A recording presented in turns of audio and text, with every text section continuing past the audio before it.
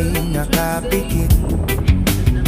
Ang binatang matatag mula sa silangang panig, narinig ang kampanang itim na malalim ang tunog at himig. Isang araw sa taon ng soro ng kampana ay tumunog. Hudyat na dumating ang sandaling itinakdang yugto.